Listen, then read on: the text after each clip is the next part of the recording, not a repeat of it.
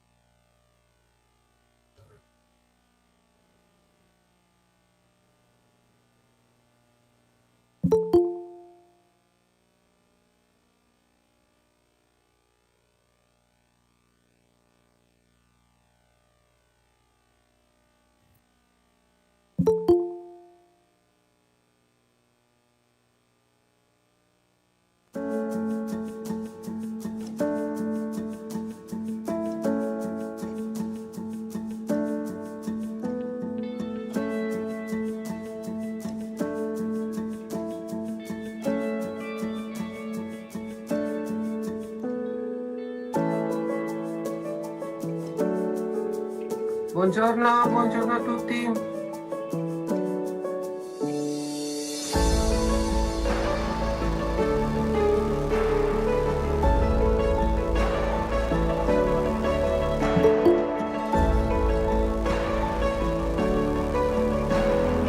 Buongiorno a tutti.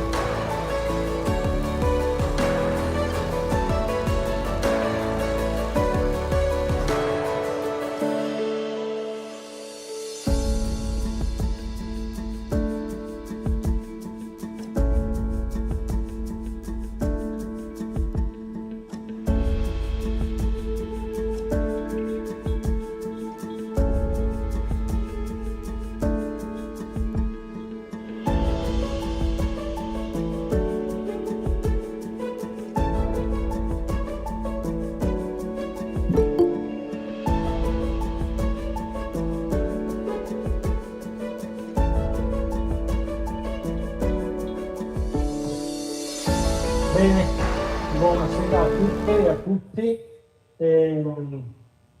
Abbiamo fatto perché ci sono ancora molti collegamenti in corso e adesso ci raggiunge, ci sta raggiungendo anche il segretario Romani. Nel frattempo dando il benvenuto a questo incontro di approfondimento.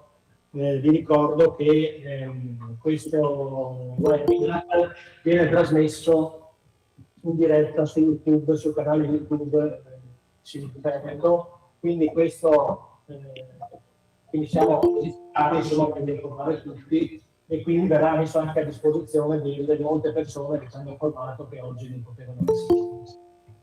Quindi diamo inizio ai lavori di oggi. Come sapete abbiamo organizzato questa riunione per un primo aggiornamento, un primo approfondimento sui contenuti del decreto lavoro che è stato emanato il 1° maggio dal governo e è stato pubblicato nei giorni immediatamente successivi in Gazzetta Ufficiale.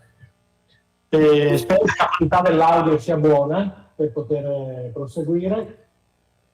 Nel frattempo vi informo anche che, poiché il decreto lavoro in realtà è un articolato complesso con tanti punti, abbiamo valutato di concentrarci sui contenuti legati al lavoro e legati alle forme di decontribuzione e detassazione previste dal decreto. Nelle prossime settimane, probabilmente all'inizio del mese di giugno, ci sarà un altro webinar dedicato in maniera specifica alla riforma del reddito di cittadinanza. Quindi su questi punti anche poi nelle domande, nella discussione, oggi non le affrontiamo perché sono materie molto corpose e che richiedono un approfondimento specifico. Abbiamo con noi questa sera, e li ringrazio davvero, Livia Ricciardi del Dipartimento Caso del Lavoro, a cui chiederemo di svolgere la prima parte di approfondimento sui contenuti del decreto. Grazie Livia per la consueta cortesia e disponibilità. E poi, come vi dicevo prima, il segretario confederale che si occuperà invece del tema del cuneo fiscale, della decontribuzione e delle forme di detassazione previste dal decreto. Per cui procederemo con questi 2 interventi dei nostri 2 ospiti. Ringrazio naturalmente anche Giulio per la disponibilità a essere con noi anche questa sera, e darei subito la parola a Livia, che ha già la possibilità anche di condividere lo schermo se ha delle slide. Grazie ancora e buon lavoro a tutte e a tutti. Grazie a voi per l'invito. Io spero che si senta bene, perché io non sentivo, perché io non sentivo benissimo voi in realtà. Allora, grazie per l'invito, un saluto a Caro, a Gianfranco, a Luca, vedevo qualche altro collegato, non vi vedo tutti, vedevo Valeria, vedevo Riccardo. Quindi diciamo con l'occasione un grande saluto, un po' che non ci vediamo. Allora, io adesso utilizzo delle slide, provo a fare subito il condividi schermo, ecco, qui dovrebbe essere presente ora, vediamo se... Poi voi mi dovete però dire... Allora, mi dite se vedete bene? Al momento no. No, allora, perché Luca mi ha detto che era pronto per condividere, ma io in realtà, proviamo. Dunque, qui dice presenta ora il tuo schermo intero. Vediamo se è questo, forse ho sbagliato io. Condividi l'intero schermo. Se io dico condividi dovrebbe... Dico bene? Invece no. No. Aspetta, allora, dunque, è questo per forza perché mi dice ce la faremo, siamo sempre fiduciosi. Dunque, presenta il tuo schermo intero. Proviamo con una finestra, però il tasto condividi non è illuminato, cioè non me lo fa fare, non so perché, non so se vogliamo fare... Devi selezionare la finestra. Che devo fare? Aiutatemi un poco, che sono forse Seleziona la finestra. Una finestra, però comunque... Devi cliccare sopra. Dove devo cliccare, Luca? Sulla finestra. Si attiva un riquadro e non devi cliccare, è quel riquadro che si... No, adesso mi dice, ok, prima non mi si illuminava il tasto. Sì, adesso ora si vede. Sta andando? Sì, adesso sì. Dunque, voi vedete le mie slide adesso? No, devi prima aprire le slide sul tuo schermo e poi condividere. Sì, io ce l'ho aperta e ho qui una barretta che mi dice interrompi condivisione, quindi sono in condivisione. Ma voi non le vedete. Non riesco a capire. Livia, ciao. Scusate, Livia, ciao, sono Luca. Ciao. Luca, fai qualcosa tu. Provo a condividere Mettile le tu. slide. Tanto tu ce le hai, te le ho mandate al Sì, pomeriggio. ok. Sì, Ok, ma- dammi un minuto. Sì, Ok, non sto proprio- interrompi la condivisione. Però devo fare io interrompi, eccolo qua. Io l'ho Perfetto. interrotta. Ok. Datemi un secondo, provo a condividere io le slide. Ok.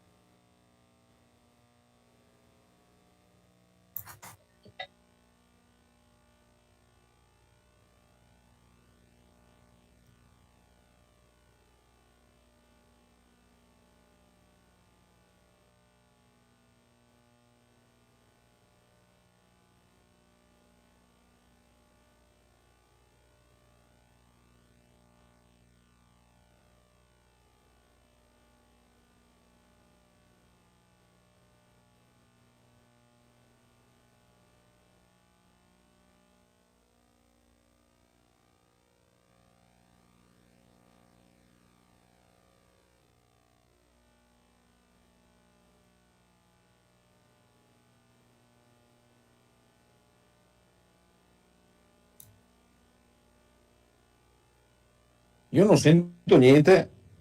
No. Infatti non parla nessuno, Marco. No, non ok. sento. Ok. Abbiamo qualche problema con la condivisione dello Scusate, schermo. stiamo affrontando i problemi tecnici. Scusate Ah, ok, per la proiezione. Buon. Allora facciamo silenzio così si risolvono prima. Ah, Marco.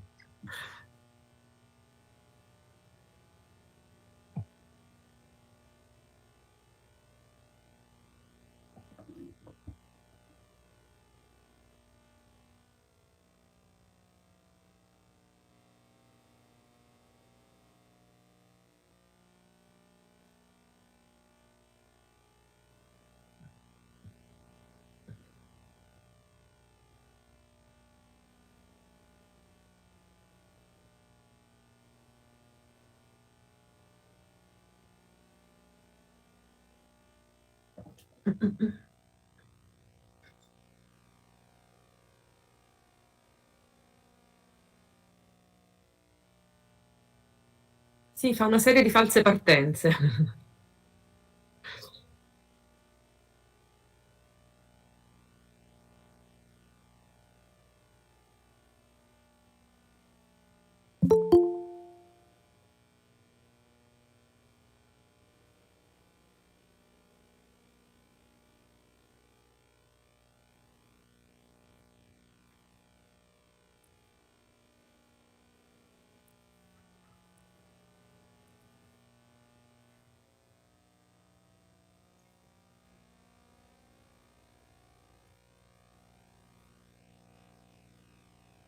Adesso Forse ci siamo, sì, adesso ci siamo. Se magari metti in modalità, modalità presentazione. Ok, Scusate l'inconveniente, ma non ci so siamo cosa alla sia fine. accaduto, però ce l'abbiamo fatta. Bravo. Prego. Vado? Sì, allora va bene, passa subito, andiamo subito, passa subito alla successiva. Grazie. Allora, qui io ho messo in fila semplicemente per iniziare i titoletti, cioè i vari titoli dei principali contenuti di questo decreto lavoro approvato in Consiglio dei Ministri il 1° maggio e andato in Gazzetta il 4 maggio. I principali contenuti sono appunto l'assegno per l'inclusione, la misura che sostituirà il reddito di cittadinanza, come è stato già detto, oggi non viene affrontato, anche perché in realtà questo ha ha certamente un impatto molto significativo, perché è un cambiamento importante, cioè cambiano i requisiti, cambiano una serie di cose, cambia il meccanismo, però non ha un effetto immediato, quindi è anche sensato il fatto di non parlarne subito. Non ha un effetto immediato perché il primo effetto dovrebbe essere dal 1° settembre, una parte dal 1° settembre, una parte dal 1° gennaio.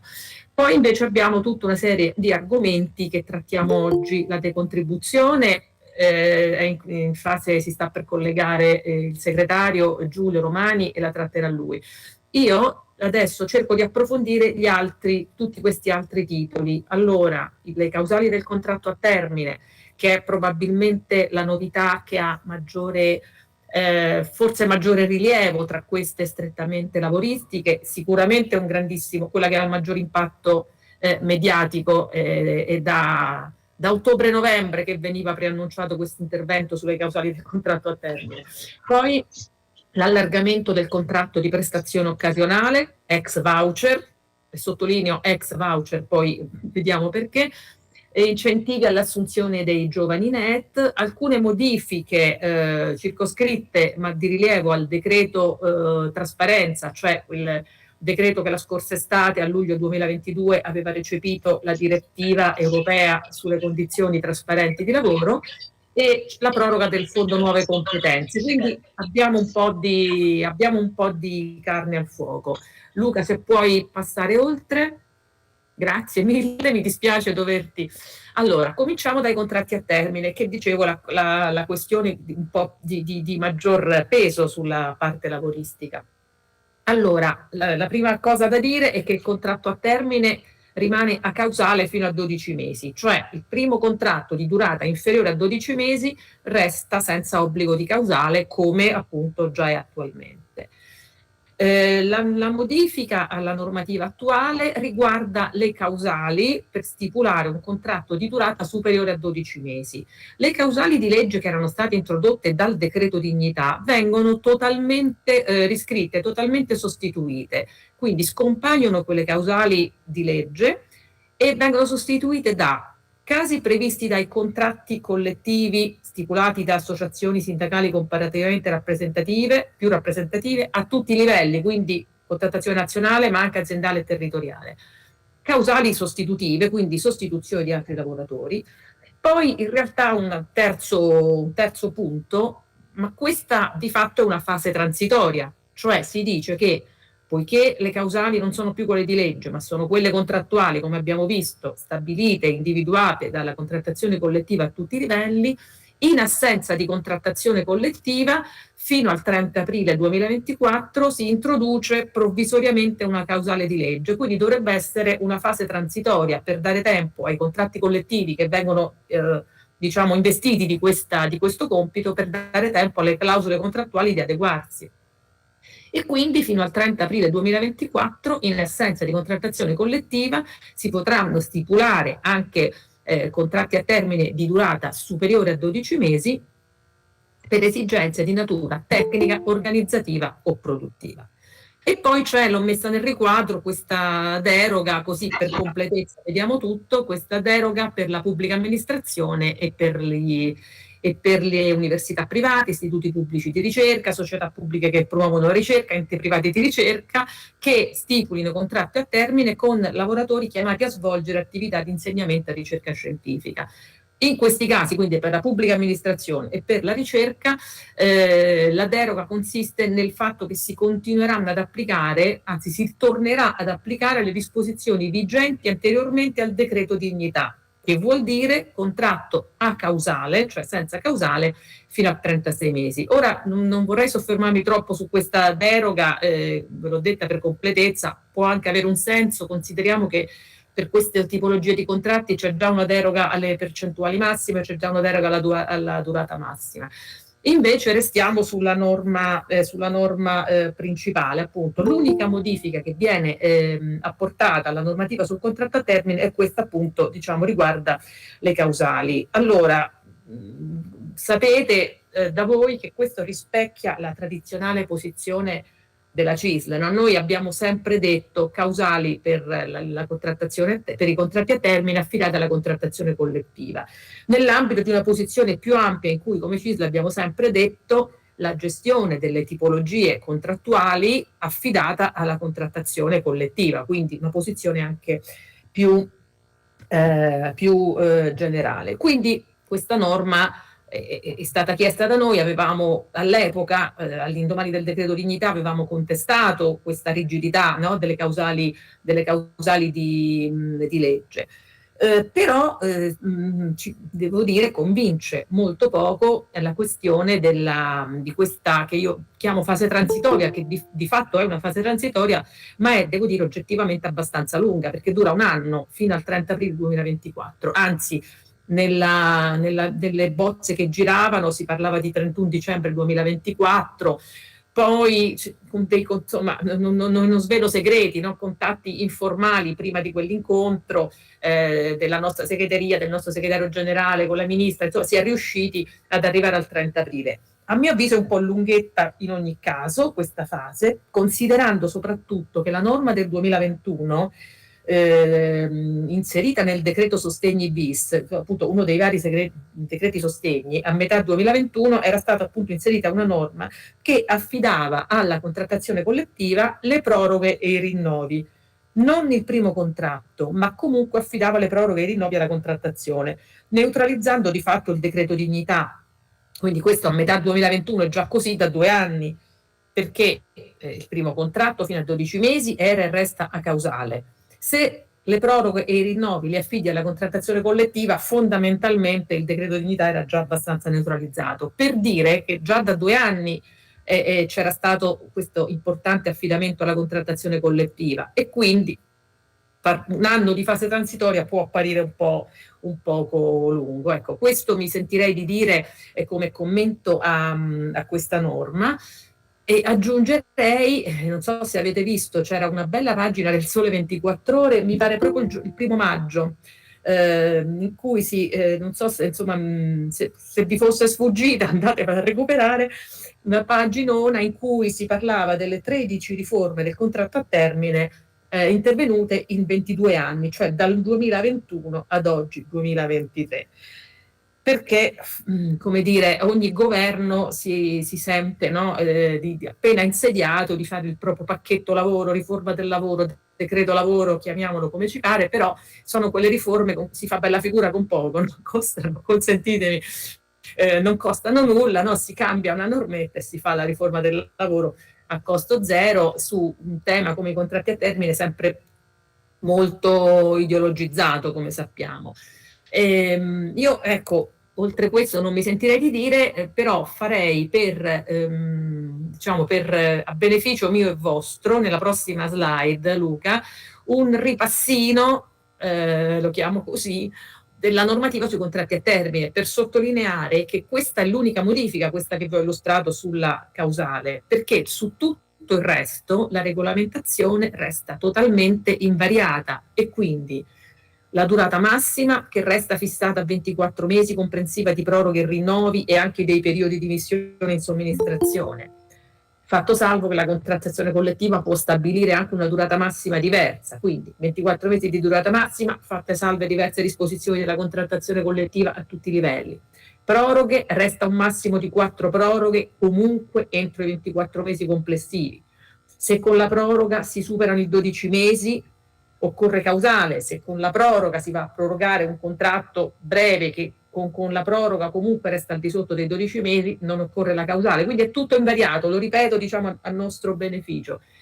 Il rinnovo va giustificato da causale anche se il contratto complessivamente non raggiunge i 12 mesi, a differenza della proroga, e infine la normativa sulla percentuale massima che resta pari al 20% dei lavoratori a tempo indeterminato, diventa 30% se in azienda sono presenti anche lavoratori in somministrazione a tempo determinato. Quindi sul contratto a termine l'intervento è circoscritto, è quello che vi ho detto, diciamo affidamento delle causali alla contrattazione collettiva con una fase transitoria di 1 anno e tutto il resto è invariato. Poi andiamo alla seconda questione che che trattiamo adesso, se Luca, ecco, grazie Luca, il contratto di prestazione occasionale. Io parlavo prima di ex voucher. Mi sentite? Che vedo che si è bloccato. Ok, vedo l'immagine che si blocca, l'importante è sentire l'immagine, ecco, l'importante è che sentiate che vedete. Sentiamo bene, Livia, continua. Bene, ogni volta che avevo visto lo schermo che si bloccava ho detto eccolo là, si è interrotto. Dunque, dicevo, parlavo di ex voucher, perché va chiarito che il voucher cartaceo non esiste più, mentre i giornali, tutti i giornali indistintamente, anche indipendentemente dall'orientamento, tutti continuano a parlare di voucher, lo chiamano voucher come il vecchio voucher e lo stesso fa Landini in più occasioni, l'ultima ieri sera da Fazio, in TV appunto su Rai 3, se vi è capitato, appunto si scagliava contro questo ampliamento del voucher e la precarizzazione, eccetera. Allora, qui c'è una modifica, effettivamente c'è un ampliamento del contratto di prestazione occasionale. Però, allora, andiamo con ordine. Questa modifica fa seguito a quella già intervenuta in legge di bilancio, quindi sono già due passetti, due piccoli ampliamenti.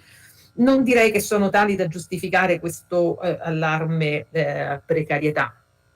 Allora, vediamo che cosa succede. Intanto il titolo dell'articolo in cui si tratta questa norma fa riferimento al settore turismo. In realtà, se andiamo a vedere, la norma non si riferisce all'intero settore del turismo, ma soltanto ai settori dei congressi, fiere, eventi, stabilimenti termali e parchi divertimento, cioè un segmento sì, rilevante, ma insomma un segmento che non è sicuramente l'intero settore turismo, perché la rubrica dell'articolo invece parla di contratto di prestazione occasionale nel settore turismo. Ecco, vai a leggere e vedi che invece la norma riguarda solo quest'ambito. Quindi per gli utilizzatori che operano in questi ambiti viene allargata la possibilità di utilizzo del contratto di prestazione occasionale. Viene allargata in con due modalità. Si tocca, diciamo, il limite dei compensi e si tocca il limite di dipendenti. Sul limite dei compensi si passa da 10.000 a 15.000 euro come limite massimo per ciascun utilizzatore nei confronti della totalità dei prestatori. Questo limite resta fermo a 10.000 per tutti gli altri. Per questo, diciamo, ambito congressi, fiere, eventi, si passa da 10.000 a 15.000 come limite massimo. La seconda modifica è, anche qui, fermo restando per tutti gli altri in via generale il divieto per gli utilizzatori con più di 10 dipendenti a tempo indeterminato, per questi settori che abbiamo detto la soglia di utilizzo viene innalzata da 10 a 25. Quindi diciamo un ampliamento sia dell'importo sia del numero dei dipendenti nei settori congressi, fiere, eventi, eccetera. Allora, quindi un ampliamento c'è sicuramente. Sono modifiche che non piacciono neppure a noi, perché quindi al di là insomma, di quello che dice Landini, è un ampliamento oggettivamente, non piacciono neppure a noi perché si rischia di sostituire tipologie contrattuali più stabili con il voucher. Però sempre ricordando che stiamo parlando di un ambito ristretto e appunto anche io, vedi mi è scappato, l'ho chiamato voucher, ma in realtà non stiamo più parlando del vecchio voucher. Infatti se andiamo alla slide successiva io faccio la stessa operazione che ho fatto per il contratto a termine, cioè detta la modifica vediamo però tutto il resto che resta invariato, così vediamo di cosa stiamo parlando. Quindi resta invariata la regolamentazione del contratto di prestazione occasionale per tutti gli altri aspetti. Quindi limiti di importo restano quelli che conosciamo, quindi ciascun prestatore di lavoro non può utilizzare questo contratto per non più di 5.000 euro di importo complessivo, ciascun utilizzatore non può utilizzare questo contratto per non più di 10.000 euro annui complessivi, che passano a 15.000 solo per quegli ambiti che abbiamo appena detto.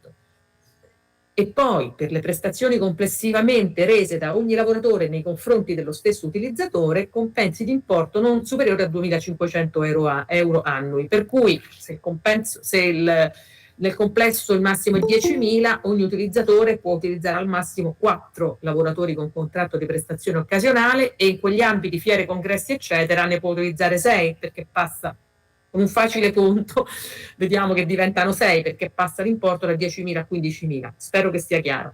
Quindi restano in piedi tutte le altre limitazioni, quindi il limite di ore annue che sono 280 ore annue, quindi sono 7 settimane se tramutate in tempo pieno, diciamo così, in 40 ore settimanali. Restano tutti i divieti che conosciamo, cioè il divieto sopra i 10 lavoratori che diventa 15 solo per questo ambito, il divieto negli appalti, il divieto in edilizia, il divieto in agricoltura, perché con l'ultima legge di bilancio è stato introdotto un nuovo sistema in agricoltura che supera questo contratto di prestazione occasionale.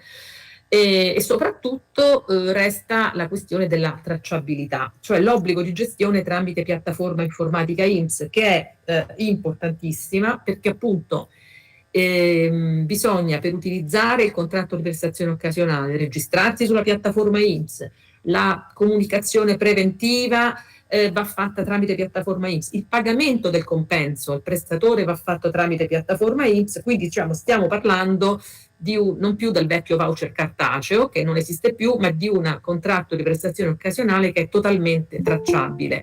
Quindi, ripeto, è una modifica limitata, non piace neanche a noi, però neppure tale, come dire, da far gridare diciamo a un allarme precarietà, ecco, la direi così.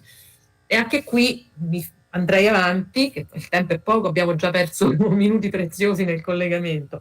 Allora, gli incentivi alle assunzioni dei giovani NEET. Allora, qui gli incentivi, in realtà l'incentivo viene introdotto un incentivo per 12 mesi nella misura del 60% della retribuzione imponibile a fini previdenziali per assunzioni a tempo indeterminato, quindi è diciamo un contributo alla retribuzione, il 60% della retribuzione viene fiscalizzato per le sole assunzioni a tempo indeterminato, anche a scopo di somministrazione e per l'apprendistato professionalizzante. Incentivo che però vale per le assunzioni effettuate nei 6 mesi dal 1 giugno al 31/12/2023, quindi un piccolo lasso di tempo per assumere giovani con meno di 30 anni che non lavorano e non sono inseriti in corso di studio o di formazione, appunto in NEET, e che siano registrati a Garanzia Giovani. L'incentivo è cumulabile con l'altro incentivo, l'esonero contributivo previsto dalla legge di bilancio per gli under 36 e con altri incentivi previsti dalle norme vigenti. Nel caso di cumulo non è più il 60% il contributo, ma è del 20%. Ora anche qui io su ogni cosa vi faccio anche un minimo di commento, poi c'è Giulio, meglio di me, insomma, prenderà le misure. Però ecco, direi che nulla da dire quando c'è un incentivo ad assunzioni a tempo indeterminato, naturalmente, ma senz'altro direi che è un incentivo che non trovo risolutivo, perché di incentivazioni alle assunzioni dei giovani intanto vabbè già ce ne sono, ma stiamo in una fase in cui le aziende faticano a trovare tutta una serie di competenze e ho la netta sensazione che pure con tutta questa incentivazione, lo sgravio contributivo, poi c'è anche la decontribuzione, poi c'è anche l'incentivo ai NEET. Allora, un giovane sotto i 30 anni che non ha le competenze adeguate, la dico male, le aziende forse neanche gratis lo prenderebbero, cioè se tu stai cercando un certo tipo di competenze e questo giovane non ha quel tipo di competenze, non mi pare che questo incentivo sia risolutivo, ma non perché noi siamo contrari in linea di principio, anzi siamo sempre stati favorevoli all'incentivo al tempo indeterminato. Però ecco, credo insomma che sia chiaro quello che sto dicendo. Possiamo, Luca, andare ancora oltre?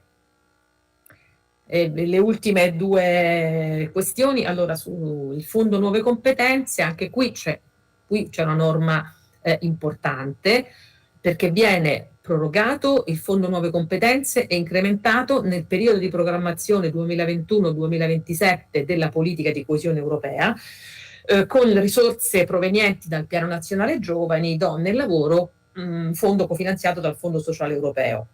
La norma non dice molto di più, cioè diciamo mette le basi per una proroga del Fondo Nuove Competenze, però naturalmente servirà decreto di rifinanziamento, servirà l'avviso per capire se verrà confermato l'attuale funzionamento del Fondo Nuove Competenze. Già nel passare dal 2021 al 2022 già era stata cambiata la normativa, quindi dipenderà molto da come viene costruito l'avviso. Sappiamo che oggi il Fondo Nuove Competenze rimborsa il costo delle ore di lavoro destinate alla frequenza dei corsi per il 60% della retribuzione e per il 100% della contribuzione previdenziale. Non so se sarà la stessa cosa, al momento è così, con nuovo finanziamento, quando ci sarà il nuovo avviso vedremo. Intanto però questo è un segnale importante, diciamo, di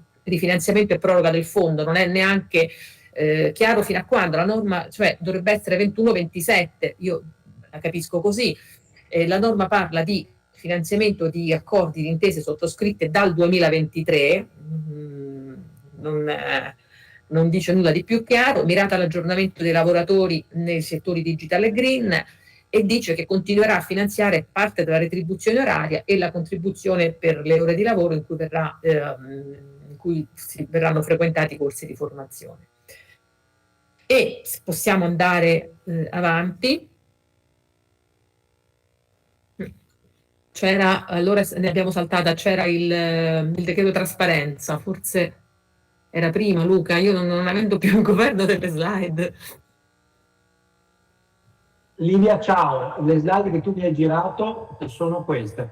Eccolo qua, siamo andati oltre, decreto trasparenza. Era saltata una, ecco, mi mancava questa. Allora, l'ultima cosa, le modifiche al decreto trasparenza.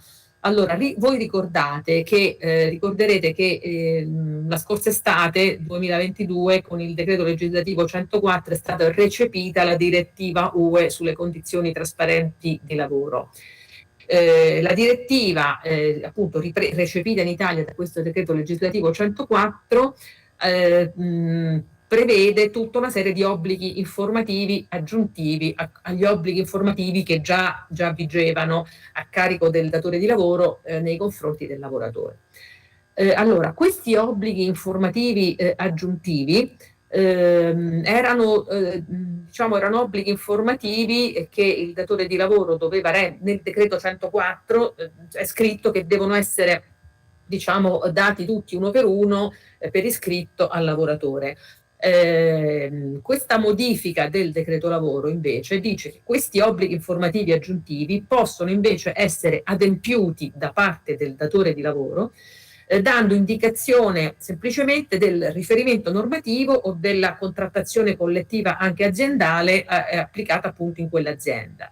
Quindi il datore non sarà costretto a adempiere a tutta una serie di obblighi informativi e riscrivere da capo tutta una serie di norme che sono già contenute nel contratto collettivo, ma basterà il rinvio al contratto collettivo, che è una cosa che unitariamente avevamo chiesto, CGIL, CISL e UIL, perché ci fu un incontro col Ministero del precedente governo, l'allora Ministro del Lavoro Orlando, in cui unitariamente, non solo noi come CISL, chiedemmo questa cosa, ma il Ministro lì non sentì ragioni, volle una norma molto rigida, a cui viene alleggerita, e a tal fine il datore di lavoro è tenuto a mettere a disposizione del personale, anche mediante sito web, i contratti collettivi sia nazionali sia di secondo livello e gli eventuali regolamenti aziendali. Quindi c'è anche, questa è una norma positiva che noi avevamo chiesto, ma c'è anche un riconoscimento del lavoro svolto dalla contrattazione collettiva, ma anche una visibilità della contrattazione collettiva, appunto perché il datore non solo può adempiere rinviando al contratto collettivo, ma deve mettere a disposizione anche mediante sito web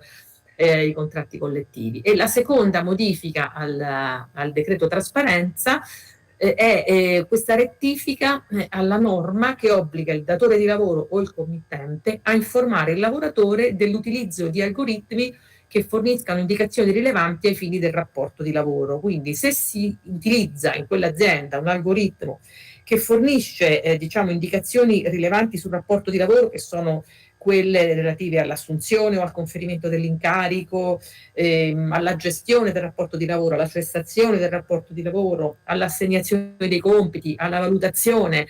Noi abbiamo in mente i rider, ma non solo rider. Allora, in tutti questi casi la nuova norma stabilisce però che l'informativa è dovuta solo se i sistemi decisionali o di monitoraggio, cioè solo se gli algoritmi sono appunto integralmente automatizzati. Quindi la novità è la parola integralmente, che ho messo nella slide tra virgolette. Quindi resta l'obbligo, ma viene ristretto ai soli casi in cui parliamo di sistemi decisionali o di monitoraggio integralmente automatizzati. Questo apre un'area di franchigia, un'area di deroga, perché l'azienda potrebbe dire no, il mio sistema decisionale o di monitoraggio è solo parzialmente automatizzato. Chi lo dimostra, chi lo decide, contenzioso, insomma, vi segnalo questa questione qui. E poi l'altra modifica è che l'obbligo informativo sull'utilizzo dell'algoritmo non si dovrebbe applicare ai sistemi protetti da segreto industriale e commerciale. Devo dire, io questa ve la segnalo, però non è chiarissimo, l'abbiamo visto anche con il nostro massimo esperto, che è Marco Lai, che voi tutti credo conoscete bene. Questa norma sostituisce una norma analoga, cioè già c'era, non era scritto in esplicito nel decreto trasparenza, ma c'era il rinvio a una norma che diceva proprio questo. Quindi diciamo l'obbligo informativo che non si applica ai sistemi protetti da segreto industriale e commerciale. Quindi non è chiaro se è solo un riscriverlo, un esplicitarlo, o se scritta in questo modo è un poco più stringente. Quindi per completezza vi ho detto anche questo, sappiate che non è chiarissimo. Io ho fatto un po' di corsa vista l'ora e quindi avrei finito. Grazie Livia. Spero sia tutto chiaro. No, molto chiaro, grazie. Allora, siccome abbiamo qualche domanda sui tuoi temi, prima di passare la parola a Giulio, io quasi ne approfitterei. C'era Milena Cesca che aveva chiesto la parola e poi mi pare un paio di domande scritte. Quindi, Milena?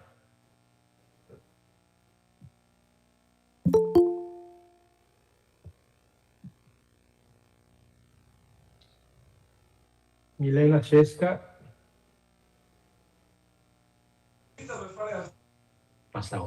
Andiamo oltre, poi magari proviamo più tardi. C'era Marco De Favari.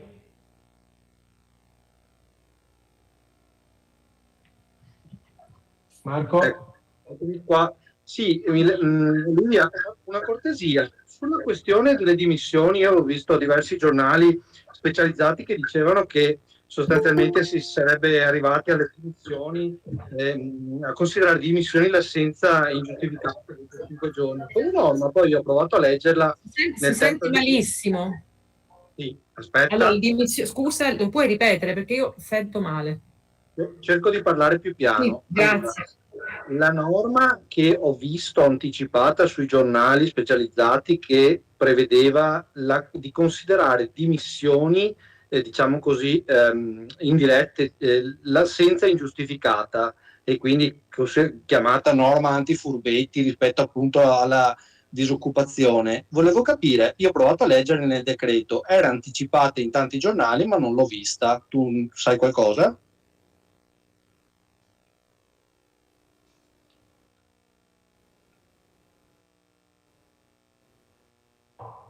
Non ti sento? Ha il microfono spento.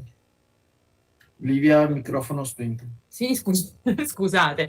Allora, nel decreto lavoro questa norma non c'è. Anch'io l'ho vista anticipata su qualche testata, su qualche giornale. Poi, sai, il decreto ha bisogno di 60 giorni per essere convertito in legge, ci saranno gli emendamenti, per cui se qualcuno ha fatto questa pensata, non escludo che, insomma, che in Parlamento non ci sia qualche blitz per inserirlo, però in questo momento questa norma non c'è. Grazie. Sì, probabilmente perché è stato anche approvato dal Consiglio dei Ministri un disegno di legge, no? Invece che dovrà essere presentato, e quindi probabilmente è una norma che ritroveremo là dentro. Quindi domanda, Livia, che leggo io. Buonasera, per i contratti acausali, se capisco bene, è previsto che possano essere impiegati anche solo dalle aziende su base di esigenze tecnico-organizzative. Questo significa che i contratti a tempo determinato potrebbero essere utilizzati all'infinito? Allora, io stavo cercando di dire prima che secondo me la norma, quando dicevo la norma transitoria è troppo lunga, appunto è questo, no? Abbiamo detto sì, le causali affidate alla contrattazione collettiva, però intanto che la contrattazione collettiva diciamo, non c'è, in alcune aziende in cui non c'è o insomma ha bisogno di più tempo per esercitarsi su questa tematica, si introduce il causalone. Qualcuno che ha un po' più annetti come me si ricorda il causalone, cioè quando c'era appunto le esigenze tecniche, organizzative, produttive, che poi fu superato, che era effettivamente amplissimo. E certo, una norma scritta così, lo dicevo prima, un po' mi preoccupa, è un po' un liberi tutti, adesso chiamiamola col suo nome, quando tu parli di esigenze tecniche, organizzative e produttive è un liberi tutti. Allora, se è una norma transitoria che dura fino ad aprile, per me è comunque un po' lunga come norma transitoria, per i motivi che tentavo di spiegare, però può avere un senso, si cambia una norma, no? Perché la contrattazione si adegui, ha un senso che ci sia una fase transitoria. Io la farei un poco più breve, però ecco, poi quello che accadrà alla scadenza di questa norma transitoria, se arriva qualcuno e la proroga, si era parlato insomma di tentare di portare dal 30 aprile questa scadenza al 31 dicembre 2023, cioè fino a fine di quest'anno. Però ora che parlo con voi mi viene in mente che poi quando a dicembre, intorno a dicembre c'è sempre il decreto mille proroghe, no? Quindi è quasi rischioso, nel senso che poi c'è un decreto mille proroghe in giro, un emendamentino parlamentare, zac, te la allunga per un altro anno. Forse invece ad aprile lasciamola al 30 aprile che stiamo più tranquilli. Comunque adesso perdonatemi la battuta, ma ecco, spero di avere risposto. Sì, comunque scusami Livia, questa proroga non va a derogare il limite massimo di 24 mesi, quindi stiamo parlando sempre di contratti che possono avere una durata massima individuale di 24 mesi. Ecco, questo sì, infatti ecco. Hai detto, beh, come dicevo prima, il decreto lavoro interviene sulla causale, ma tutto il resto della regolamentazione dei contratti a termine, come noi la conosciamo, è totalmente invariata, quindi restano le durate massime, 24 mesi, il limite del numero di proroghe, i limiti percentuali, è tutto fermo, attenzione, quindi ci può piacere poco questo causalone, che io l'ho chiamato un po' un liberi tutti, che vale per il prossimo anno se non riusciamo ad abbreviare questa sorta di norma transitoria, ma è tutto il resto comunque invariato, quindi comunque ci sono tutta una serie di limiti che noi conosciamo. Grazie. Poi un'altra domanda sempre di Mara, che come si accede al fondo per nuove competenze? Qui posso rispondere io, Livia, se vuoi. Sì, certo. Come al solito un decreto specifico che darà dei termini per accedere con dei contratti aziendali, presumiamo, perché questa norma non viene modificata. Quindi, come fatto in passato, ci saranno delle norme del Ministero o dell'ANPAL che comunque danno i riferimenti temporali per la realizzazione degli accordi aziendali che permettono di accedere al fondo. C'era poi Stefano Zannon che aveva chiesto la parola. Prego Stefano. Sì, eccomi, grazie, buonasera a tutti. Mi pareva di aver letto che nella bozza ci fosse, rispetto alle causali, in assenza di condizioni di contrattazione collettiva, la possibilità di poter determinare un'eventuale causale o comunque una situazione di eventuale proroga direttamente tra azienda e singolo lavoratore. Questa cosa l'ho intesa male io, c'era ed è stata cestinata, può rientrare dalla finestra più avanti? Mi puoi dire qualcosa, Livia? Grazie. Allora, ti posso dire che nella bozza certo che c'era, io non ne ho fatto cenno per non confondere che già qui la situazione sui contratti a termine è una normativa già abbastanza complessa e modificata, come abbiamo detto, 13 volte in 22 anni, cioè praticamente più che un anno sì e un anno no, ma in base alla durata dei governi fondamentalmente, la durata media dei governi italiani. Nelle bozze c'era questa cosa qui, era scritto che appunto in assenza di contrattazione collettiva, come l'hai detta te, si poteva concordare tra azienda e lavoratore una causale individuale che però c'era lì diciamo, una forma di garanzia, in qualche modo c'era, perché si diceva che comunque questa causale individuale andava certificata presso le sedi di certificazione, presso le attuali sedi di certificazione dei contratti. Insomma, non era una grande garanzia neanche quella, perché nelle sedi di certificazione non è che in tutte ci sia il sindacato, anzi c'è solo negli enti bilaterali, per cui non è che mi piacesse molto. Direi che questa che è uscita fuori ora è molto migliore. Se intendiamo, ripeto, dico a costo di essere noiosa, ripeto la stessa cosa, se quella norma transitoria resta tale, cioè poi che duri 6 mesi, che dura 1 anno, va bene, la norma a regime è buona perché affida le causali solo ed esclusivamente alla contrattazione collettiva.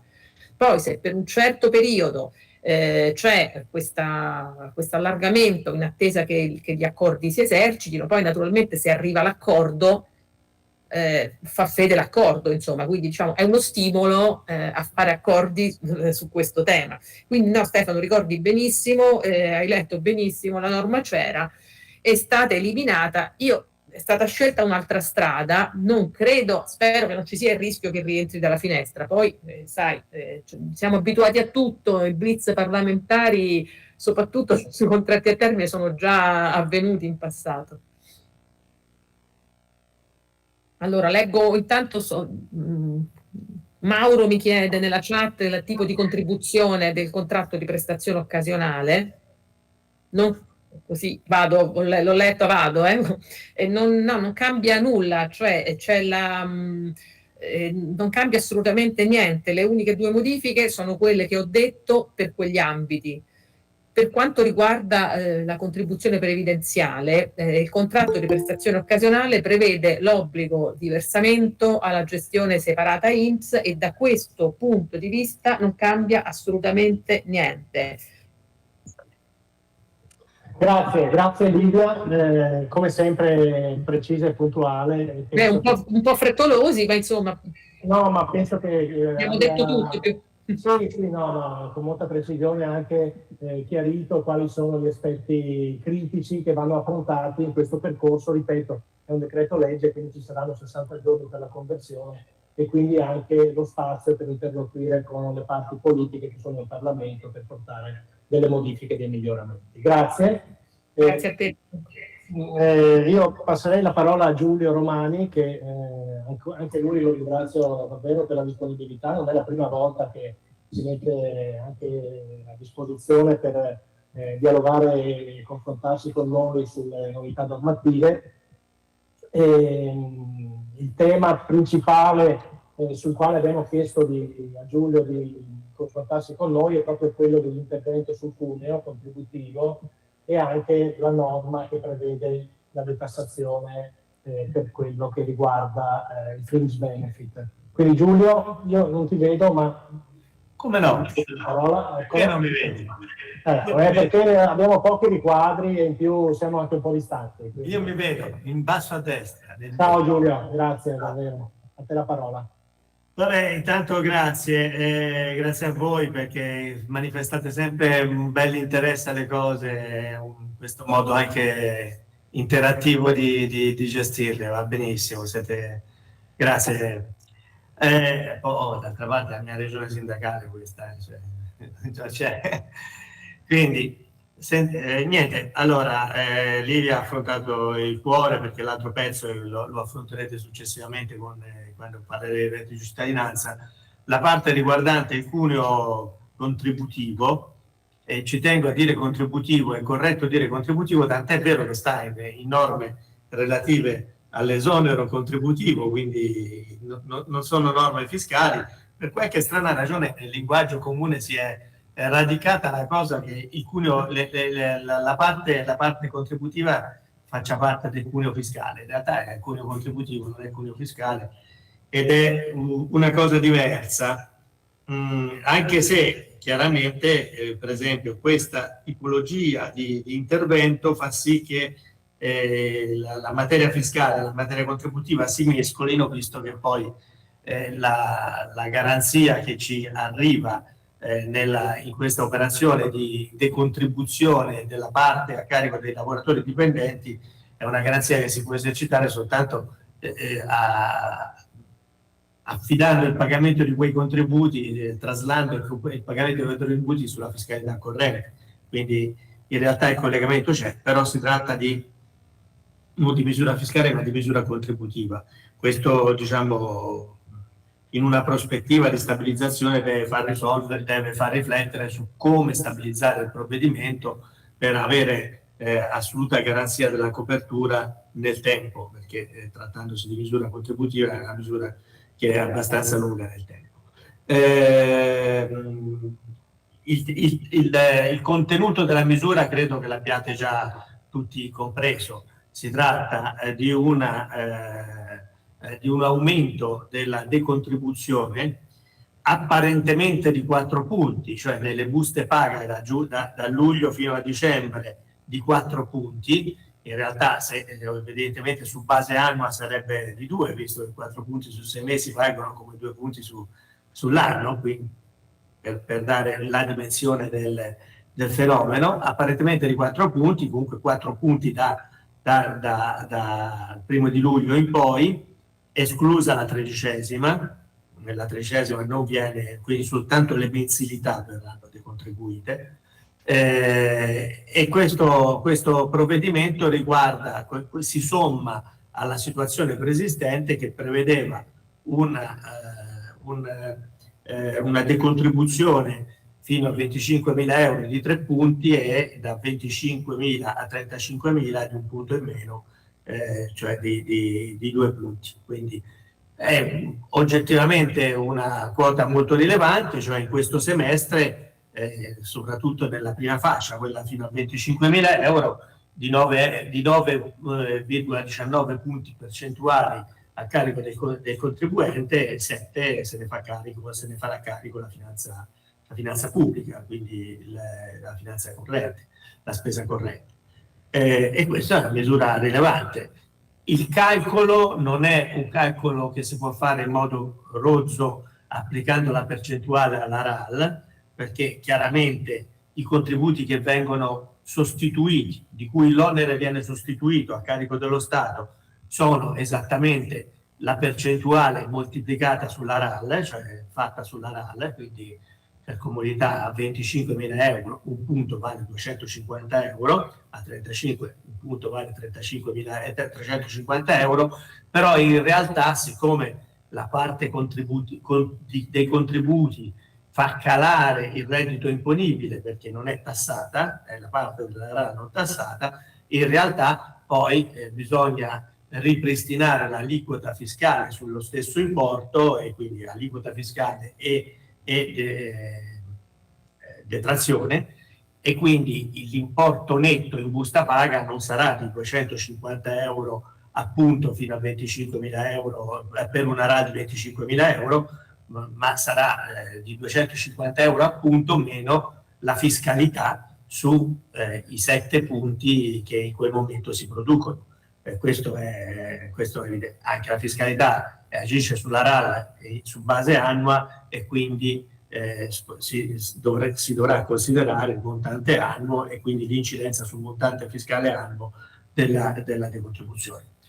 Sono sofismi. Il dato è che i soldi arrivano, insomma, non delle immense fortune, ma i soldi arrivano e questo corrisponde a ciò che anche le parti sociali avevano chiesto, cioè quello di finanziare i redditi meno elevati con un po' di sgravio.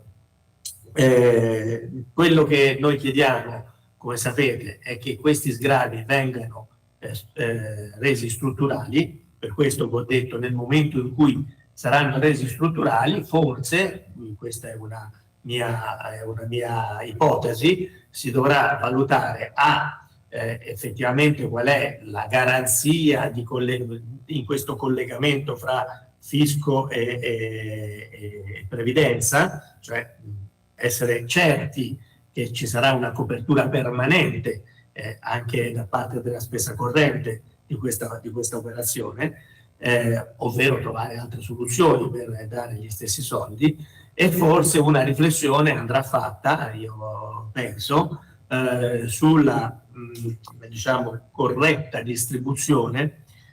Quando sei in emergenza non puoi fare, guardate, quando sei in questa situazione, noi non so se vi ricordate come è nata la decontribuzione. La decontribuzione è nata per un caso, tra l'altro determinato da noi, posso dire in prima persona da me, ma ancora di più potrei dire dal mio dipartimento, perché era stato il lavoro che avevamo fatto insieme io, Lorenzo Losignoli e Paola Serra sulla finanziaria dei Draghi, in cui Draghi aveva messo 7 miliardi per la riforma fiscale e noi ci accorgemmo che dei 7 miliardi nell'anno successivo ne avrebbe spesi 5,5, perché c'erano dei saldi attivi, insomma non calava tutta la riforma immediatamente. E fu Sbarra, sul suggerimento che gli portammo, fu Sbarra a chiedere a Franco conto di questi soldi che mancavano. E se vi ricordate eravamo a ridosso della fine dell'anno, bisognava chiudere la finanziaria. Draghi, velocizzando il processo, disse ok, è vero, c'è 1,5 miliardi che non spendiamo, quel 1,5 miliardi quindi era già coperto, ma loro non l'avrebbero speso, quel 1,5 miliardi ve lo diamo attraverso una decontribuzione dello 0,80 fino a 35.000 euro, perché era anche facile da fare, cioè inventarsi un altro veicolo, fare altre cose era molto più complicato.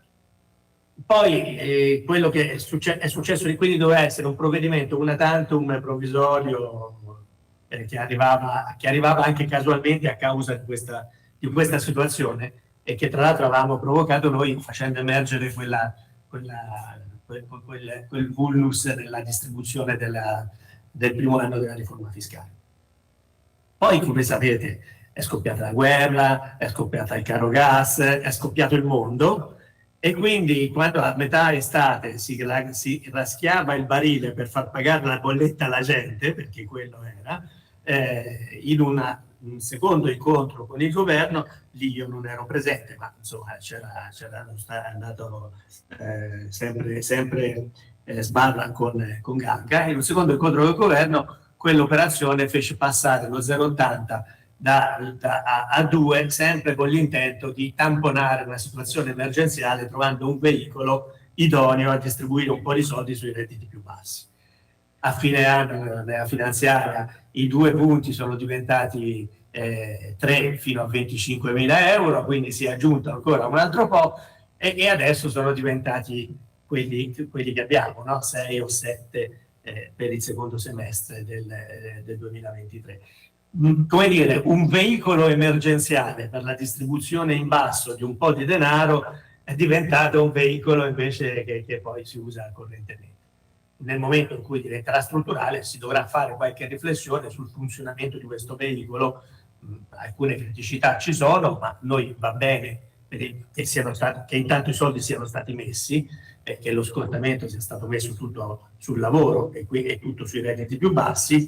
Poi dobbiamo essere consapevoli che nei redditi al di sotto dei 35.000 euro c'è tutto lo stoccaggio dei part-time volontari, c'è tutto lo stoccaggio di quelli involontari, ma c'è anche tutto lo stoccaggio dei part-time volontari, e c'è tutto lo stoccaggio anche dei lavori intermittenti volontari, diciamo dei lavoretti di chi insomma tutto sommato lavora ma non ne ha proprio del tutto bisogno, perché comunque ha situazioni familiari che glielo consentono, e la stessa cosa per quanto riguarda i part-time.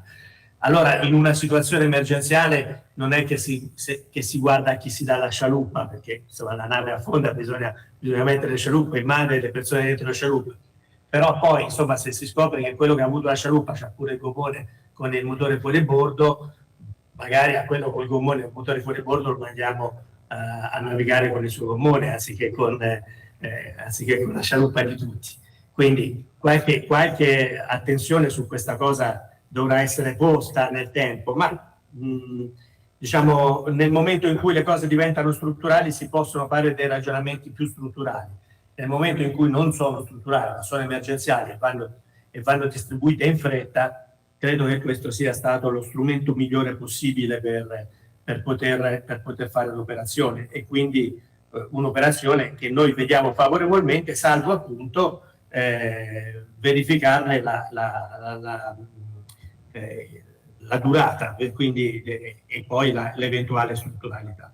Un'altra cosa che invece in questa operazione comincia a essere già adesso un po' complicata e cioè, nel nostro testo di audizione che domani avremo abbiamo messo questa attenzione, questa nota d'attenzione, è che manca il decalage. Ora vedete, finché erano 0,80 punti, anche 2 punti che però erano arrivati nel secondo semestre, anche lì erano arrivati in fondo all'anno, quindi la media anno era molto più bassa di 2 punti.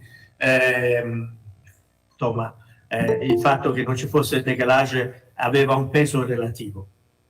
Ma nel momento in cui i punti sono 6 o 7, il decalage diventa importante rispetto alla rottura tranchant a 35.000 euro del beneficio.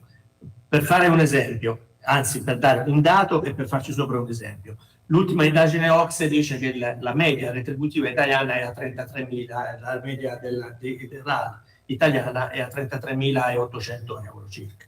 Questo è l'ultimo dato uscito pochissimo tempo fa, cioè appena sotto i 34.000, il che vuol dire che una tranche di aumento contrattuale del 2 o del 3% fa andare sopra i 35.000. Ora, siccome se qualcuno va sopra i 35.000 prendendo il 3%, perde il 6, e il 3% lo prende lordo, il 6 lo perde quasi netto, ci sta che qualcuno venga a dirci grazie che mi avete fatto con questo bell'aumento di contratto, ho perso un po' di salario netto. Quindi purtroppo questo è quando si fanno delle cose un po' in fretta, mettiamola così, succede anche questo, perché poi fare un decalage di 6 punti in spazi stretti con poche risorse per fare il decalage, perché poi il decalage costa, o lo fai cominciare prima, cioè non lo porti a 35 e quindi il decalage lo fai cominciare prima, oppure facendolo cominciare a 35 il decalage costa, non è una cosina facile, e comunque non è facile da fare, e quindi bisogna starci un po' attenti, e quindi noi lo stiamo segnalando. Guardate che qui c'è un rischio forte, perché sono tanti i lavoratori che stanno su quella fascia di reddito. Se quella è la media nazionale censita da OCSE, vuol dire che sono tanti i lavoratori che stanno in quella fascia di reddito e che potrebbero avere nel secondo semestre dell'anno un aumento contrattuale che gli brucia la diminuzione contributiva e gli fa diminuire lo stipendio rispetto a quello che ottenevano prima dell'aumento. Questo è un po' un paradosso, è un paradosso, però bisogna starci attenti, e quindi stiamo provando a spiegarglielo e a farli lavorare in questa direzione. Siamo un po' più critici invece, al di là appunto di questo dato, siamo un po' più critici sulla questione relativa ai fringe benefit, perché non crediamo che ci sia un po' di confusione fra politiche salariali e politiche assistenziali, politiche salariali e politiche contrattuali e politiche assistenziali. Io sono dell'idea che tutto il sistema andrebbe rivisto, io ve lo dico, cioè questa è la mia opinione personale, poi ovviamente come dipartimento la porto alla segreteria generale, ma si fa quel che si può fare. Io sono dell'idea che tutto il sistema andrebbe rivisto, perché ci sono un sacco di forme che sono state introdotte nel tempo per fare assistenza e che però invece agiscono in modo un po' disordinato. Per esempio, quel difetto che ha la decontribuzione nell'essere spalmata su tutte le RAL al di sotto di una certa cifra, a prescindere dal fatto che la condizione familiare e di vita delle persone sia, o anche personale, anche individuale, sia più o meno elevata, perché può essere elevata perché appunto sei in una famiglia benestante o altro. Lo stesso difetto ce l'ha il bonus Renzi, no? Il bonus Conte e il successivo bonus Conte agisce allo stesso modo e quindi compie lo stesso spreco di risorse, ma non è neanche una questione se è giusto o non è giusto, è che compie lo stesso spreco di risorse. Allora dobbiamo capirci quali sono politiche che stanno sul salario e sulla contrattazione, che secondo me, secondo la mia opinione, è giusto che vada tutti allo stesso modo, se non altro in proporzione in proporzione a ragioni che vengono determinate dalla contrattazione. Quindi non è che la contrattazione dà tutti gli stessi soldi, ma stabilisce la selettività o comunque la diversa distribuzione secondo i criteri stabiliti dalla contrattazione. Altro sono le misure di sostegno al reddito, le misure di assistenza, le misure di tutela sociale che secondo me possono andare invece con altre logiche come l'assegno unico per i figli e così via, no? Quindi seguono un'altra logica. Mescolare le due cose secondo me è sbagliato. Cioè quando si mescolano le due cose, la contrattazione secondo me è sbagliata, tanto perché la contrattazione non deve avere vincoli. Ora è vero una cosa, che il primo difetto che contestiamo su questa normativa sui fringe benefit è che ancora una volta indulge nel non essere destinata a contrattazione. Noi avevamo chiesto che fossero fatti per contratto i fringe benefit e quindi fossero coinvolte le rappresentanze sindacali, aziendali o territoriali prima dell'erogazione o prima della decisione. Invece la norma prevede una semplice informativa al sindacato e questo evidentemente non ci basta.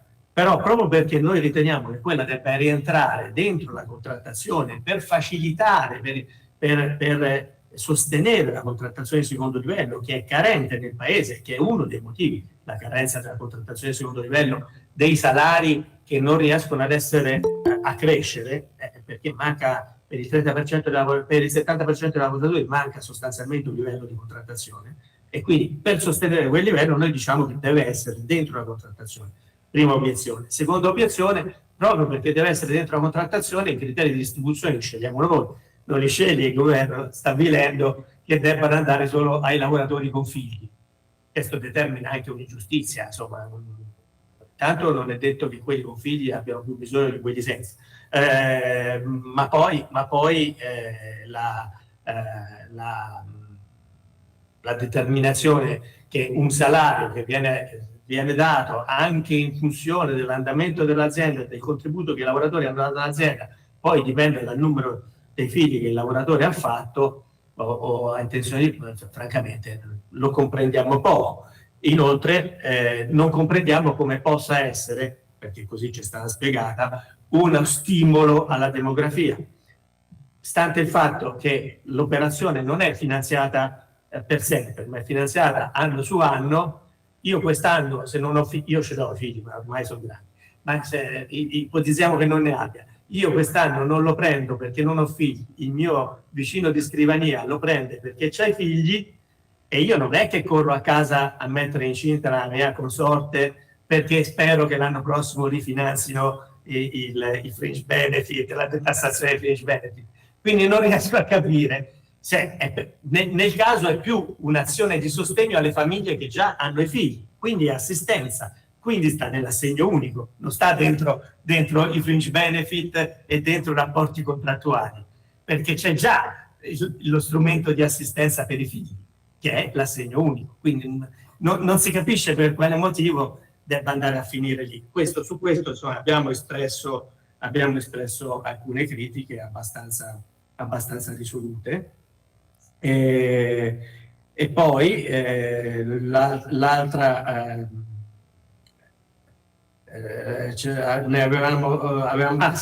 l'ultima cosa, avevamo chiesto che questa detassazione funzionasse da franchigia, cioè noi avevamo detto ok, arriviamo a 2005, arriviamo a 2000, arriviamo a 3000, arriviamo a quello che volete voi, quello che potete voi, ma dentro questo traguardo è un traguardo che viene salvaguardato. Non è che se arriva a 3.000, se poi il benefit arriva a 3.001 euro, la tassazione scatta su tutti i 3.001 euro come è oggi. E questo per una ragione elementare. La prima è che, per due ragioni elementari. La prima è che evidentemente si fa anche qui un discrimine assurdo, per cui chi prende 3.001 euro ha una tassazione importante su 3.000 euro e chi ne prende 2.999 non ha tassazione, con una differenza di impositiva importante tra due redditi che sono analoghi. Questo è ingiusto dal punto di vista dell'equità orizzontale. La seconda considerazione è che se noi lo vediamo come un sostegno alla contrattazione e all'apertura di salari negoziati, anche minimamente negoziati nel secondo livello contrattuale, cioè non è che ci mettiamo il tetto oltre il quale non conviene più negoziarlo, perché se negozio 3.200 euro anziché 2.009 mi conviene negoziare 2.009 perché 3.200 prendo di meno. Cioè, perché se no non è altro che sostegno al secondo livello, è il tetto al secondo livello, gli abbiamo messo il tappo invece di mettergli il sostegno. E quindi, anche per questa ragione non siamo d'accordo sul fatto che non funga la franchigia. Evidentemente fungendo da franchigia costa di più, perché ci sono tutta una serie di posizioni che vanno molto oltre i 3.000 euro, che sono le posizioni di chi ha contributi casa, contributi macchina, eccetera, eccetera, e nel mondo nel mondo del lavoro ce ne sono tante, che improvvisamente beneficerebbero di una franchigia, e quindi il costo aumenterebbe significativamente. Forse bisogna, noi cercheremo di emendare questa norma, sforzarsi di più per trovare una formulazione che individui quali sono i fringe benefit esentabili, quali caratteristiche devono avere di erogazione nel tempo e nella motivazione, nella modalità, per garantirsi il fatto che l'esenzione non vada a riguardare fringe benefit preesistenti e connaturati ad alcune funzioni aziendali, quindi che non ha senso, non avrebbe senso detassare, perché sono effettivamente stabili e magari destinati anche a redditi più elevati. Quindi bisognerà lavorare su questo, noi ci proveremo a lavorare con gli emendamenti, però gli stiamo chiedendo di far funzionare questi fringe benefit, questa detassazione fringe benefit come franchigia, perché altrimenti rischia di ottenere un risultato opposto rispetto all'obiettivo di aumentare la nostra capacità di distribuire sul secondo livello, sul livello aziendale, rischia di ottenere un risultato opposto. Penso di aver detto praticamente tutto su fringe benefit e decontribuzione. Ci sono non mi pare che ci siano altre cose rilevanti su questo tema. Vabbè, il rifinanziamento sul tema fiscale, c'è il rifinanziamento del fondo per la riduzione della pressione fiscale. Ovviamente siamo d'accordo sul fatto che venga rifinanziato a condizione che poi la distribuzione sia operata a favore dei redditi di lavoratori dipendenti e pensionati, ma questo è un leitmotiv già esistente, cioè non cambia niente rispetto al passato, è solo stato rifinanziato.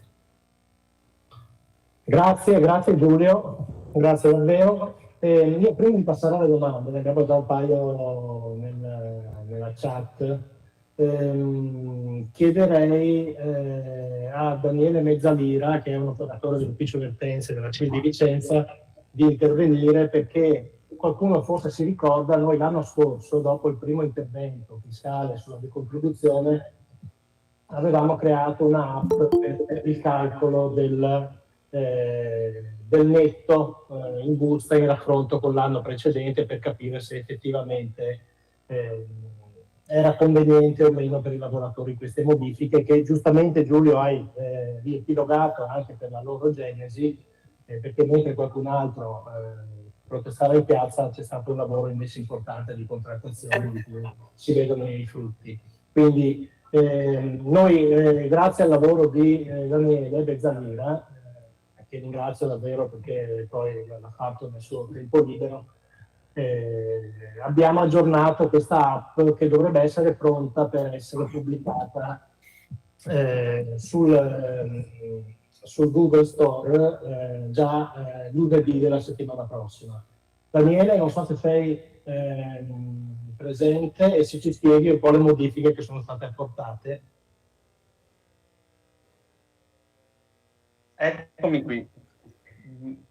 Saluto a tutti. Allora, qui vediamo, credo in condivisione, riusciamo a vederlo, c'è il mio cellulare, adesso vi mostro ovviamente l'app in anteprima perché stiamo ancora facendo gli ultimi test. Ringrazio Olivia e Giulio per l'approfondimento, perché il motivo per cui abbiamo fatto l'app è proprio per permettere di rendere comprensibile e facilmente spiegabili anche le richieste e le cose che facciamo con la contrattazione e con la contrattazione collettiva e la contrattazione con il governo. Quindi quanti soldi mi arrivano effettivamente in busta paga? Cosa succede quando supero di €1 la soglia del decalage? Dove non c'è il decalage, quindi passo da 35.000 a 35.000 e €1. Tutte queste cose le abbiamo cercato di darci una forma. Una forma che fosse semplice, che fosse accurata e che tenesse anche conto delle obiezioni e dei suggerimenti, delle critiche ricevuti rispetto all'anno scorso, per cui l'app è molto accurata, per cui fornisce un risultato, tra poco la vediamo, un risultato molto scientifico e molto più accurato rispetto a quello dell'anno scorso, andando anche a individuare, poi lo vediamo, i periodi di tassazione ordinaria, per cui le mensilità ordinarie, e quelle di tassazione differente, che sono 13ª, e per chi ce l'ha la 14ª. Scusa Daniele, Daniele, nella tua presentazione però si vede lo schermo nero. Sì, guarda, allora, intanto cominciamo da qui. Questa è la nostra app e tra poco ci arrivo. È più semplice di quella dell'anno scorso perché chiede meno dati, ne chiede 4 anziché 6, di cui 3 già precompilati, e permette di scegliere, con più accuratezza, anche per esempio la percentuale da dedicare al fondo di previdenza complementare. L'app è molto semplice, la si troverà all'interno del Play Store, solamente per Android, perché per sviluppare app per Apple è molto più complesso e dovremmo affidarsi a uno studio. Noi cerchiamo il nome dell'app, che si chiama Il mio stipendio 2023, e la troviamo al primo posto. Come vedete non è ancora uscita la versione aggiornata, ma abbiamo già spiegato a Google che uscirà tra qualche giorno e quindi già la troviamo. Basterà installarla cliccando installa. Qui vedete che è ancora la versione 2022 caricata, ma arriverà tempo di finire l'eliminazione degli ultimi bug, arriverà, e quando saremo qui potremo poi scaricarla ed aprirla, e questo sarà il risultato. Basterà quindi intanto impostare il numero di mensilità, 13 o 14, se c'è l'iscrizione sindacale, quanto è il fondo di previdenza complementare, una percentuale media potrebbe essere il 2%, e poi scrivere lo stipendio lordo. Uno stipendio relativamente entry level, e si clicca calcola. E qui l'app ci mostrerà qual è il netto dei primi 6 mesi dell'anno, il netto delle mensilità aggiuntive 14ª e 13ª, e il nuovo netto che vedremo quindi per i mesi da luglio a dicembre, maggiorato. Per cui, ad esempio, con 1.500 lordi, 1.240 € netti, l'aumento sarà di circa 35-40 euro.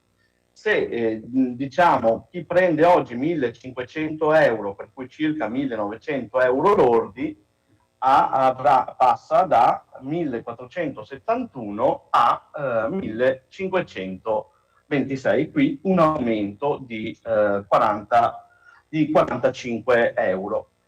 Così per, diciamo, uno stipendio superiore dove, scusate, tipo 2.300 euro, che oggi prende 1.630 euro, domani ne prende 1.694. E questo è quello che fa l'app. L'app è appunto molto semplice, molto facile da utilizzare, basta inserire lo stipendio, basta lordo e dal netto dei periodi con appunto le differenze. Le uniche cose da impostare sono il numero di mensilità, l'iscrizione sindacale e il fondo di previdenza complementare, che ovviamente abbassa la quota a disposizione del lavoratore, perché una parte viene appunto accantonata. Scusate, è sparito.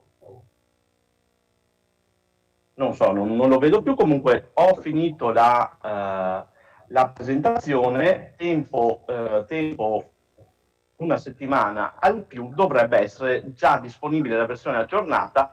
Per chi ha la versione 2022, che potete installare già oggi, l'aggiornamento arriverà in automatico nei prossimi giorni. Altrimenti basta farlo all'interno del Play Store di tutti i cellulari Android. Grazie Daniele. Naturalmente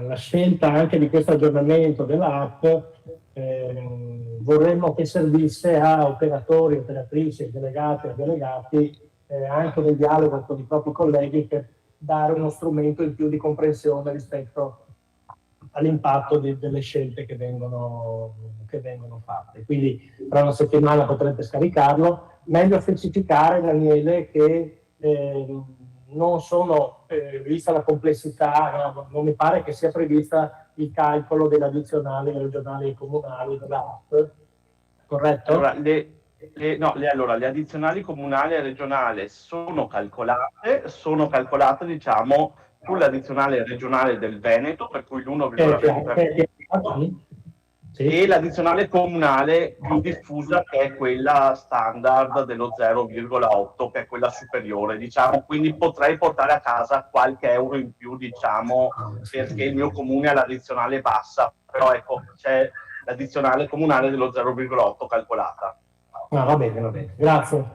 Grazie. Allora passiamo un po' alle domande. Io ne avevo viste un paio. La prima che riguardava l'impatto dell'intervento sul cuneo sui pensionati, che non c'è, perché è solo per i lavoratori dipendenti, e quindi qui c'era una riflessione di Mara sul fatto che questo va a creare una differenza di trattamento tra lavoratori pensionati. Su questo forse, Giulio, è meglio anche specificare, perché in qualche occasione, in qualche assemblea dei posti di lavoro, qualche collega di altri sindacati ha affermato anche che questo taglio al cuneo previdenziale va a danneggiare poi il calcolo dell'importo della pensione. Quindi su questo magari ti chiedo anche una puntualizzazione, perché anche questa è un'informazione sbagliata. Poi scusa Giulio, l'altra cosa, c'era una domanda di Serena, mi pare, se il riferimento per il calcolo della decontribuzione si fa sul reddito annuo o sul reddito mensile. Ecco, ti lascio su queste due questioni che erano emerse. Allora, per quanto riguarda la questione dell'intaccare le pensioni, è quello che ho detto prima, cioè non intacca nulla, perché la contribuzione che non viene versata dai lavoratori viene versata dallo Stato, quindi viene compensata interamente dallo Stato, quindi all'INPS arrivano esattamente gli stessi soldi che arriverebbero con la contribuzione dei lavoratori.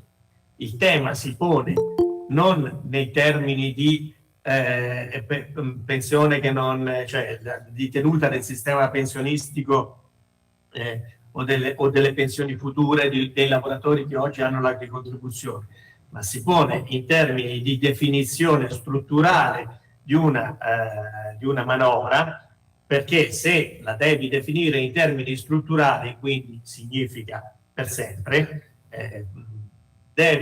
non puoi farlo attraverso coperture annuali, coperture finanziarie annuali, questo è un dato di fatto, e quindi la definizione strutturale di uno sgravio, qualunque forma e natura prenda quello sgravio, deve essere fatta strutturalmente, non è che può essere fatta con le coperture annuali della finanziaria sperando che anche l'anno prossimo la finanziaria mi copra, perché la finanziaria, come sappiamo, dipende da vincoli di bilancio che possono essere determinati anche da eventi imprevedibili, penso a quando c'è stato il Covid, oppure penso alla guerra, oppure penso a un aumento esponenziale dei tassi di interesse che fa lievitare il costo sul debito e quindi limita le risorse disponibili per la spesa corrente. Insomma, diciamo, ci sono tutta una serie di eventi imprevedibili che non consente a nessun governo di dire che è strutturale un provvedimento che verrà finanziato anno per anno, con le finanziarie anno per anno. Questo insomma, lo capisce anche un bambino,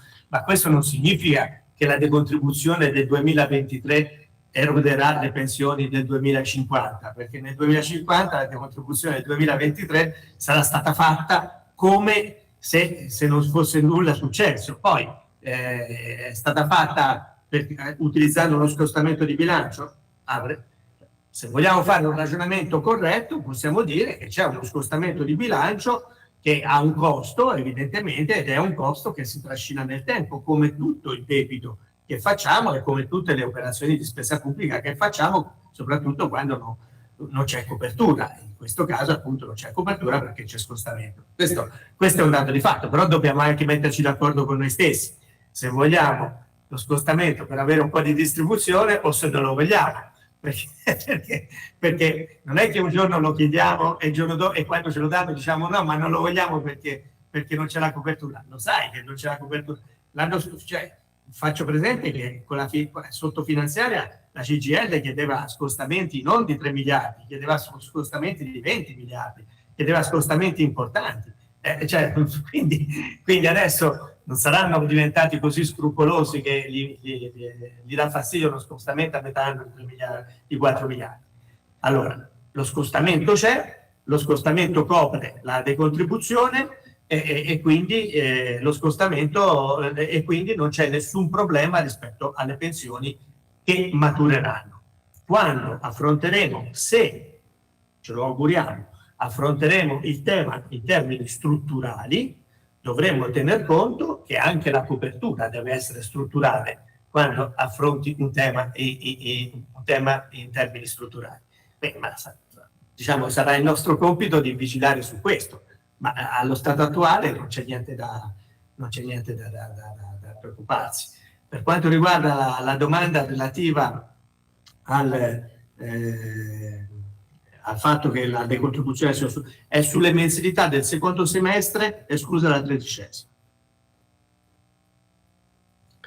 Bene, grazie. C'era Stefano Zanon che aveva alzato la mano. Stefano, prego. Eccomi qua, sì, grazie. La domanda è sulla soglia dei 3.000 euro per i fringe benefit. Noi in molte aziende in questo momento stiamo definendo i regolamenti annuali per capire dove possiamo andare a aumentare l'uso dei benefit. E stamattina parlavo con il capo del personale di un'azienda e mi diceva che con molta probabilità i 3.000 in fase di approvazione del decreto verranno allargati a tutti, togliendo la norma, quella parte che dice che lo si farà solo per i figli a carico. È una velina che arriva dalla loro parte, come dire, di rappresentanza datoriale, o è qualcosa che può diventare realtà nel momento di conversione del decreto, per quanto ne sappiamo noi ovviamente. Grazie. Allora, su questa cosa noi lo chiederemo e proporremo emendamenti perché questa cosa vada nella direzione che hai detto. Sono personalmente testimone di uno scambio di battute poco prima di entrare nella Sala Verde, quando abbiamo fatto l'incontro domenica 30 aprile, di presentazione di questo decreto, di uno scambio di battute dal quale risulterebbe che questa cosa sui figli sia particolarmente un desiderio particolarmente intenso di Giorgetti, quindi della parte Lega, e probabilmente un po' meno intenso da parte del suo viceministro Leo. Lì bisogna vedere chi prevale, cioè, come sempre bisogna vedere chi prevale. Però insomma mi è stato abbastanza evidente che c'era una diversità di orientamento sulle due cose da parte dei diversi soggetti. Questo è quello che posso dire, perché altro non lo so, non è che non posso dire altro perché è top secret, ma perché non lo so. Una raccomandazione, non so qui quanti fra di voi abbiano occasione di stare a tavoli negoziali, ma comunque poi tanto ci conosciamo e possiamo. I 3.000 euro, che siano 3.000 o che siano 2.500, che siano limitati a chi c'ha i figli o che siano per tutti, comunque sia i 3.000 euro, sono, a mio avviso, a prescindere da quello che dirà la legge, sul minimo dovuto. Cioè noi cercheremo di chiedergli che debbano entrare dentro la contrattazione. La legge potrebbe confermare la posizione dell'informativa, ma quello è il minimo. Cioè io ho memoria di aver trattato diversi premi di produttività in varie banche in cui nel premio facevamo calare gli attuali 258 euro, che addirittura quando li trattavo erano ancora 500.000 lire, gli attuali 258 euro li facevamo calare dentro il premio. Cioè non è obbligatorio tenerli fuori dalla contrattazione. Diciamo che non c'è l'obbligo di metterceli dentro finché noi non convinciamo il governo a scrivercelo, ma non è obbligatorio tenerlo fuori. Siccome è conveniente per tutti attivare la leva là dove la contrattazione c'è, a mio avviso non solo va stimolata l'utilizzo di questa leva, certamente va stimolato l'utilizzo di questa leva, con un'attenzione a renderla opzionale per i lavoratori, cioè li preferisco sotto forma di fringe benefit detassato oppure no, a seconda della situazione individuale del lavoratore, perché se non funzionano da franchigia qualcuno potrebbe rimanere buggerato dall'utilizzo e quindi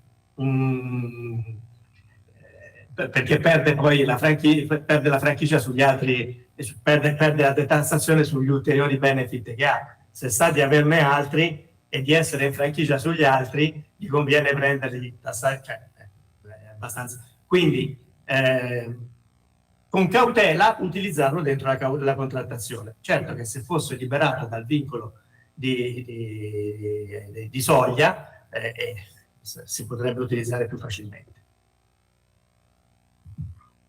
Grazie Giulio, grazie anche per quest'ultima riflessione che poi è utile al tavolo di contrattazione.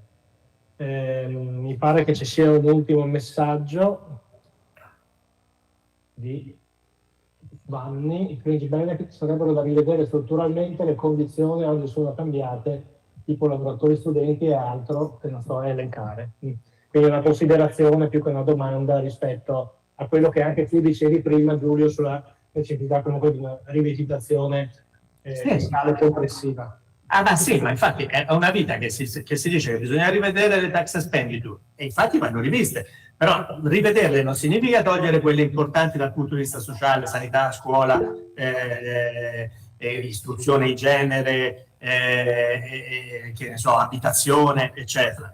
Anzi, da quelle parti bisogna puntarci di più. Però è chiaro che vanno riviste, alcune sono vecchissime, non hanno più senso, altre probabilmente non hanno neanche più spesa. altre sono probabilmente diventate diciamo corporative di qualcuno da qualche parte, ma oggettivamente non hanno nessuna utilità sociale. Quindi vanno riviste quelle. È chiaro che va risistemata proprio complessiva, così come va risistemata la base imponibile dell'IRPEF, perché non è possibile che la base imponibile dell'IRPEF alla fine sia soltanto il lavoro dipendente e i pensionati, tutto il resto sfugge. Noi lo diciamo da una vita. Le locazioni ben venga che siano con una cedolare se la cedolare è relativa alla locazione di beni privati di famiglie che non fanno gli immobiliaristi, ma che hanno a gestire la casa ereditata dal nonno o dai nonni, e piuttosto che tenerla chiusa magari l'affitterebbero anche, ma se l'affittano devono cercare di non farsi ammazzare da quell'affitto. Per carità di Dio, cioè voglio dire, va benissimo, ma quando poi la cedolare secca riguarda patrimoni di persone che hanno 700 appartamenti e non dico 700 appartamenti perché io lo conosco uno a Roma che ha 700, anzi lo conoscevo perché non c'è più, però che aveva 700 appartamenti, quindi non l'ho detto a caso. Allora che facciamo? Li facciamo la cedolare secca? Insomma, bisogna rivederlo tutto l'impianto fiscale, che poi vabbè, questo è un altro tema, perché facciamo un altro webinar sulla delega fiscale, non va nella giusta direzione, l'abbiamo detto in tutti i modi possibili e immaginabili. Sì, bene, grazie. Mi pare che c'è l'ultima domanda, Francesco Arnone, che ha chiesto di intervenire. Francesco? Sì, grazie. Avevo solo un chiarimento da chiedere. I fringe benefit possono essere destinati solo alle utenze domestiche o sono allargati anche a spese e benzina, i famosi 3.000 euro, diciamo? Utenze domestiche e altro, no, sono allargabili se non vado errato. Adesso dovrei rivedere la norma, ma non si va oltre.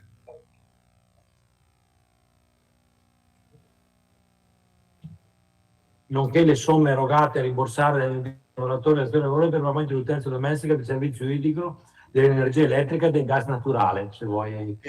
Mi avete sentito? Sì, ma nonché però. Sì, quindi e anche alle somme erogate o rimborsate ai medesimi lavoratori, dai datori di lavoro. Sì, però è anche, quindi vuol dire che puoi fare anche l'altro. Quindi vengono estese, come dicevi tu. Perché poi gli dai il fringe benefit e anche quello. Esatto. Sì.